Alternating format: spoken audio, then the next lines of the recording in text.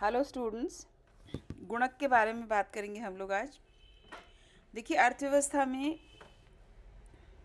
जब money move करता है तो वो एक स्थान से दूसरे स्थान, दूसरे से तीसरे, तीसरे से चौथे, इस प्रकार से कई तरह से कई कई गुने बढ़ जाता है।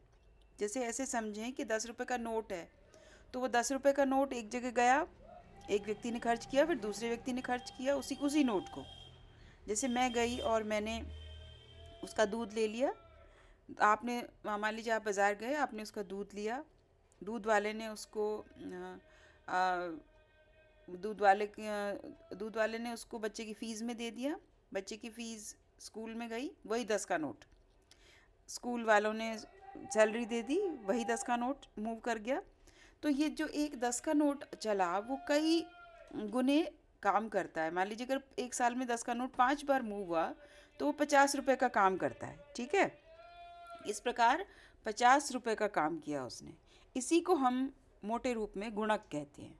ठीक है, अब इसको हम ऐसे समझें कि अर्थव्यवस्था में कोई भी निवेश होता है, तो अगर निवेश अर्थव्यवस्था में एक जगह होता है, ठीक है, मान लीजिए सड़क बनी, सड़क में निवेश हुआ, तो सड़क के लिए पैसा जिस जिसको मिला वो पैसा वो लोग खर्च करेंगे, है ना, तो वो आगे जाएगा। इस प्रकार हम ये कह सकते हैं कि एक अर्थव्यवस्था में अगर गुणक गुणक 3 है तो 100 रुपया 300 रुपया हो जाता है। समझे आप? तो घरेलू उत्पाद में 3 गुना वृद्धि होगी। यानी हमने अगर 100 रुपया डाला अर्थव्यवस्था में तो वो 300 रुपये तक बढ़ जाएगा। तो इसको हम कहेंगे गुणक, है ना। इसको अगर हम गुणक को सूचित करें के से, के जो है वो गुणक के लिए है, तो के का मतलब ये हुआ कि गुणक किस पर निर्धारित होगा, किससे निर्धारित होगा? Marginal propensity to consume, MPC. ठीक है, किसी भी अर्थव्यवस्था में जितनी तेज़ी से उपभोग होता है उतनी तेज़ी से गुणक उतना ही ज़्यादा हो जाता है। लोग पैसा रोक लेते हैं, उपभोग नहीं करते, तो गुणक कम हो जाता है। तो more the MPC more would be the multiplier, है ना, गुणक। तो किस पर निर्भर करेगा? 1/1 माइनस एम पी सी। 1 - मतलब 1 रुपये की आय है तो उसमें से कितना रुपया उपभोग होता है ना। मान लीजिए 1 रुपये की आय से अगर 80 पैसा उपयोग होता है तो 80 आपकी 0.8 is your M P C. और 1 - एम पी सी मतलब 1 रुपये में से अगर हम 80 पैसा घटा दें तो 20 पैसे बच गए। 20 पैसे क्या हुए? सेविंग। तो 1/1 - एम पी सी का मतलब है 1/MPS, margin propensity to save, right. तो उपभोग का जितना उपभोग होगा ज़्यादा उतनी सेविंग कम हो जाएंगी, जितनी सेविंग ज़्यादा होंगी उतना उपभोग कम हो जाएगा। तो विपरीत एक दूसरे पर संबंध रखता है वो। तो K = 1/S या K = 1/1 - MPC। अब हम ये देखें कि उपभोग फलन को देखें, C = A + BY, है ना। यानी कि C यानी कंजम्पशन और A + BY अर्थात A यानी कि स्वायत्त उपभोग जो कि आय पर आधारित नहीं है, और BY यानी B का अर्थ है MPC और Y मतलब इनकम। ठीक है, अब इसको ऐसे समझें कि B को हम मानते हैं MPC, यानी कि B वह प्रवृत्ति है जो आय में परिवर्तन आने से उपभोग में परिवर्तन कितना होगा, राइट। जैसे यानी कि ये ट्रायंगल बनाया ना, इसको अपन डेल्टा बोलेंगे, डेल्टा C/डेल्टा Y, अर्थात चेंज, डेल्टा यानी चेंज, है ना। तो अब change in consumption due to change in income, अर्थात ऐसे समझिए आप इसको कि 1 रुपया आय बढ़ने से उपभोग कितना बढ़ता है।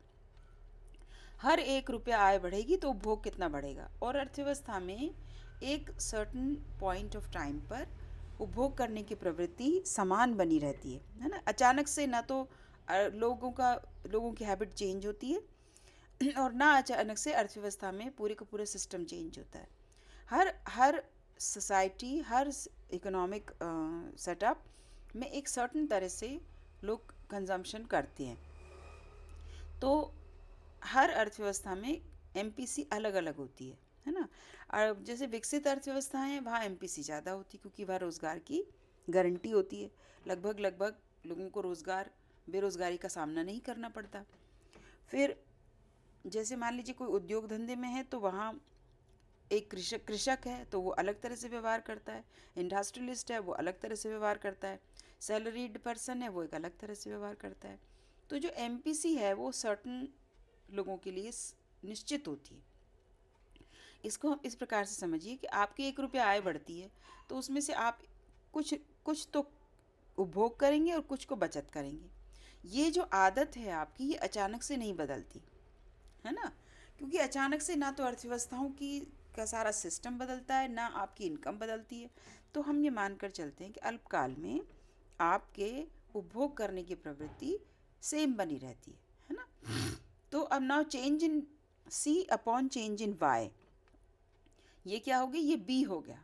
अर्थात यानी कि वाई, अब आप इसको समझें सी वाले को कि C is equal to A plus B Y, यानी ए यानी ऐसा उपभोग जो कि इनकम ज़ीरो है तो भी भिखारियों की कोई इनकम नहीं फिर भी वो खाना तो खाते हैं ना। आपकी हो सकता है किसी व्यक्ति की दुकान हो चल रही हो लेकिन 1 महीना कोई दुकान में इनकम ना हुई हो, बंद करनी पड़ी हो, आग लग गई हो, तो भी वो रोटी खाना बंद नहीं करता, पुरानी सेविंग्स में से निकाल करके या कर्जा लेकर के काम तो चलाता है। तो वो इनकम से प्रभावित नहीं होता, मिनिमम उपभोग तो लोग करते ही हैं, है ना। फिर जो उपभोग बढ़ाती हैं, इनकम के बढ़ने के साथ उपभोग बढ़ता जाता है और इनकम के घटने के साथ घटता है। तो बी वाई का अर्थ ये हुआ, बी यानी एमपीसी, एमपीसी यानी कि change in C upon change in Y. तो आय के परिवर्तन से उपभोग में कितना परिवर्तन होता है, ठीक है। तो एमपीसी के लिए हमने बी लेटर यूज़ किया है। तो के इज इक्वल टू 1 - 1 बी, है ना। अब प्रश्न ये उठता है कि गुणक की मात्रा और बचत की सीमांत प्रवृत्ति का विलोम संबंध है ना। अब हम इसको ऐसे समझें कि इनकम जो है वो सी प्लस आई, इनकम पूरी जो अर्थव्यवस्था की पूरी इनकम होती है उसमें या तो कंज्यूम होगा, उपभोग होगा, या इन्वेस्ट हो जाएगा, है ना। और चेंज इन इनकम होगा तो चेंज इन सी कंजम्पशन भी होगा, चेंज इन इन्वेस्टमेंट भी होगा।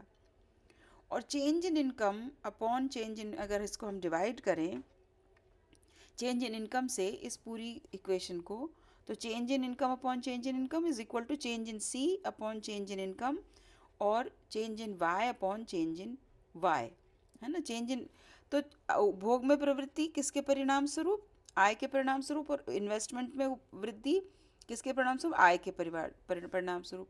तो इसको हम इस प्रकार से लें, इनको हम व्यवस्थित करें तो y इज इक्वल टू ये change in y upon change in y 1 हो गया, और ये 1 is equal to change in c upon change in y plus change in i upon change in y हो गया। अब गुणक का अगर हम विलोम कर लें, है ना, सारा उलट दें, तो क्या होगा, change in i upon change in y इधर आया और 1 minus change in c upon change in y, अर्थात change in C upon change in Y क्या है, एमपीसी, जो हमने ऊपर एक्सप्लेन किया सारा। तो गुणक क्या हो गया, 1 is equal k is equal to क्या हुआ, यानी change in income due to change in investment, यानी कि एक अर्थव्यवस्था में कितना रुपया डालें तो कितना रुपया बढ़ जाता है, इनकम कितनी बढ़ती है, वो किस पर निर्भर करेगा, गुणक पर। तो इसी को अगर हम उल्टा कर दें तो k इज इक्वल टू क्या हो गया, 1/1 माइनस MPC या 1/MPS, यानी 1/ सेविंग्स। अब दूसरी और विधि है जो कि हम गुणक को निकालने के लिए कर सकते हैं। तो हमने कहा C is equal to A plus B Y, ठीक है। तो y1 अगर हम लें, y1 यानी एक सर्टन दी हुई मात्रा एक सर्टन टाइम ऑफ पीरियड पर, है ना। इनकम एक समय में a plus B Y 1 plus investment 1, फिर दूसरे समय पर a प्लस बी वाई 2 और प्लस I2। अब दोनों को एक दूसरे में से घटाएं तो क्या आएगा, y2 माइनस y1 करें तो b को हमने कॉमन बाहर ले लिया y2 minus y1 plus i2 minus i1, है ना। अब y2 माइनस y1 मतलब चेंज इन y, है ना। पुरानी नई इनकम और पुरानी इनकम में से हमने परिवर्तन को पता कर लिया और इसमें से हमने इसको खोला तो b change in y plus change in i, क्योंकि ऐसा हमने क्यों किया, क्योंकि change in y is equal to क्या है, y2 माइनस y1 और change in i is i2 minus i1। तो क्या हो गया, change in y is equal to change in y minus B change in y is equal to change in i। तो change in y को बाहर ले लिया कॉमन, तो 1 minus B is equal to change in i और change in y upon change in i is equal to 1 upon 1 minus B. तो वही गुणक का हमारा पुराना फॉर्मूला वापस फॉर्मेट हमने कर लिया। अब इसको उपभोग प्रवृत्ति मान लीजिए, देखिए उपभोग प्रवृत्ति अगर 0 है तो गुणक होगा 1, ठीक है।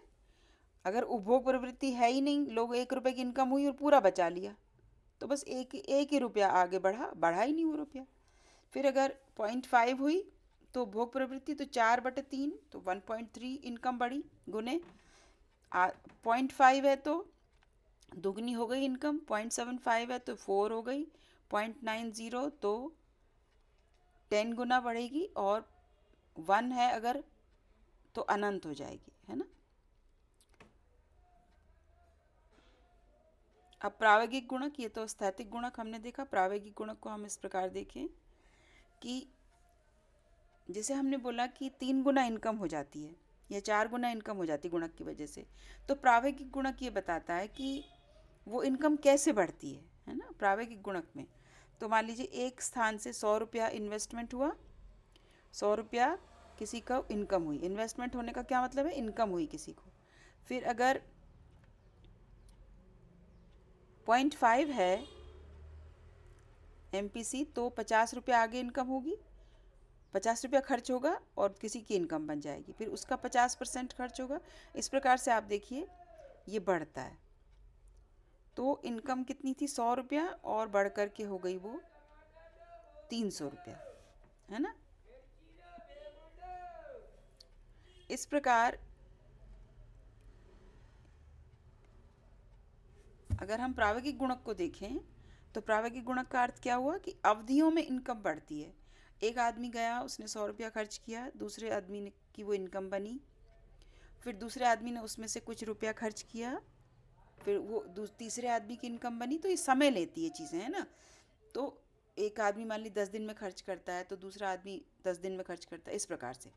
तो चेंज इन इनकम कैसे होगा, change in investment plus B into change in investment यानी MPC, फिर प्लस दूसरी लेवल ऑफ इनकम B², फिर जहाँ तक समय, जितना भी समय में पूरा वो मूवमेंट पूरा होगा, उसको हम इस प्रकार से जोड़ करके बोलेंगे कि प्रायोगिक गुणक क्या हो गया, चेंज इन इन्वेस्टमेंट ब्रैकेट में 1 माइनस बी nth यानी समय अवधि तक अपॉन 1 माइनस बी। अब गुणक को प्रभावित करने वाले कौन से तत्व हैं, ये हम अगले लेक्चर में करेंगे।